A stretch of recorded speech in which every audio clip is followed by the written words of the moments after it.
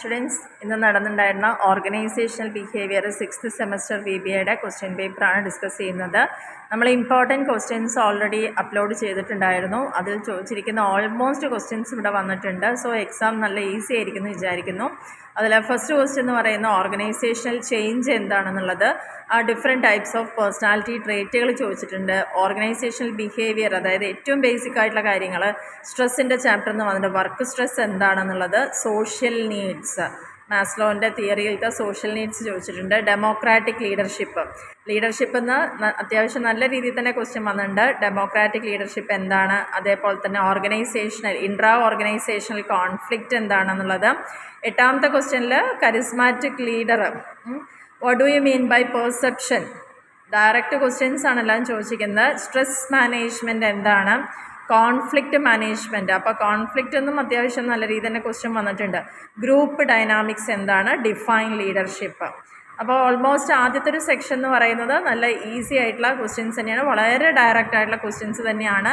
അപ്പോൾ എല്ലാവർക്കും അറ്റൻഡ് ചെയ്യാൻ പറ്റിയിട്ടുണ്ടാവും എന്ന് വിചാരിക്കുന്നു. പിന്നെ അതിൻ്റെ ബാക്ക് സൈഡിൽ ബാലൻസ് ക്വസ്റ്റ്യൻസ് കൂടിയുണ്ട്. 14ാമത്തെ ക്വസ്റ്റ്യനിൽ what do you mean by safety needs. അപ്പോൾ മാസ്ലോൻ്റെ 2 തിയറി വന്നു, സോഷ്യൽ നീഡ്സും സേഫ്റ്റി നീഡ്സും വന്നിട്ടുണ്ട്. 15ാമത്തെ ക്വസ്റ്റ്യനിൽ ഏതെങ്കിലും 4 ക്യാരക്ടറിസ്റ്റിക്സ് ആണ് OBയുടെ ചോദിച്ചിരിക്കുന്നത്, ഓർഗനൈസേഷണൽ ബിഹേവിയറിൻ്റെ ചോദിച്ചിരിക്കുന്നത്. അപ്പോൾ ഓൾമോസ്റ്റ് എന്തായാലും നേരത്തെ പറഞ്ഞ പോലെ തന്നെ ഫസ്റ്റ് പോർഷൻ ഓക്കെയാണ്, നല്ല ഈസി ആയിട്ടുള്ള ക്വസ്റ്റ്യൻസ് ആയിരുന്നു. ഇനി പാർട്ട് ബിയിലേക്ക് വരികയാണെങ്കിൽ, explain the various non financial rewards that can be used for motivating എംപ്ലോയീസിനെ മോട്ടിവേറ്റ് ചെയ്യാൻ വേണ്ടിയിട്ട് ഫിനാൻഷ്യൽ അല്ലാതെ കൊടുക്കുന്ന റിവാർഡുകൾ ഏതൊക്കെയാണ്.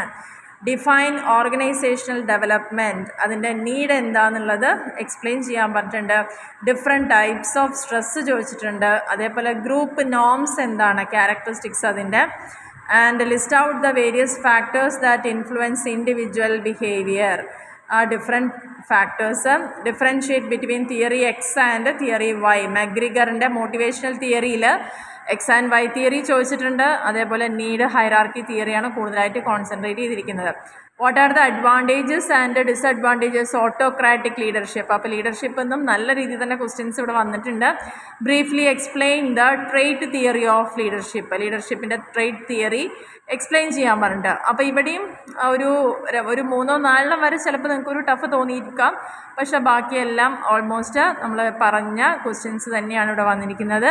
അതേപോലെ തന്നെ പാർട്ട് സിയിലേക്ക് വരികയാണെങ്കിൽ 24ാമത്തെ ക്വസ്റ്റ്യനിൽ ഡിഫൈൻ പേഴ്സണാലിറ്റി, എന്താണ് പേഴ്സണാലിറ്റി, അത് ഡിറ്റർമിൻ ചെയ്യുന്ന ഫാക്ടേഴ്സ്, വളരെ ഈസി ആയിട്ടുള്ള ഒരു ക്വസ്റ്റ്യൻ തന്നെയാണ്. 25ാമത്തേൽ പറഞ്ഞിരിക്കുന്നത് നേച്ചർ ആൻഡ് സ്കോപ്പ്, OBയുടെ നേച്ചർ ആൻഡ് സ്കോപ്പാണ് ഇവിടെ ചോദിച്ചിരിക്കുന്നത്.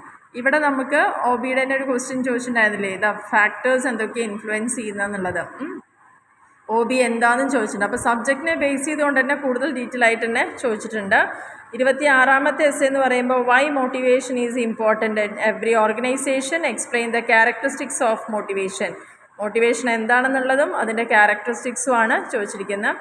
27ാമത്തേൽ what do you mean by a group, എന്താണ് ഗ്രൂപ്പ്, ഒരു ഗ്രൂപ്പിൻ്റെ ഫീച്ചേഴ്സ് എന്താണ്, ഫോർമൽ ഗ്രൂപ്പും അതേപോലെ തന്നെ ഇൻഫോർമൽ ഗ്രൂപ്പും തമ്മിലുള്ള ഡിഫറൻസ് എന്തൊക്കെയാണ്, ഇത്രയും കാര്യങ്ങളാണ് ചോദിച്ചിരിക്കുന്നത്. അപ്പോൾ ഓൾമോസ്റ്റ് എസ്സിയും ശരിക്കും പറഞ്ഞു കഴിഞ്ഞാൽ നല്ല ഈസി ആയിരുന്നു. കാരണം പേഴ്സണാലിറ്റി എഴുതാൻ പറ്റുന്നതാണ്, OBയുടെ നേച്ചർ എഴുതാൻ പറ്റുന്നതാണ്, അതേപോലെ തന്നെ മോട്ടിവേഷനും എഴുതാൻ പറ്റും. ഗ്രൂപ്പ് പിന്നെ നിങ്ങൾ പഠിച്ചിട്ടില്ലെങ്കിൽ പറ്റില്ല, പക്ഷേ ബാക്കിയുള്ളതൊക്കെ അറ്റ്ലീസ്റ്റ് എഴുതാൻ പറ്റുന്ന ഒരു എസ്സേ. അപ്പോൾ ഓൾമോസ്റ്റ് എന്തായാലും നമ്മുടെ വീഡിയോസ് കണ്ട ആളുകൾക്കൊക്കെ വളരെ ഈസി ആയിരിക്കും എന്ന് വിചാരിക്കുന്നു.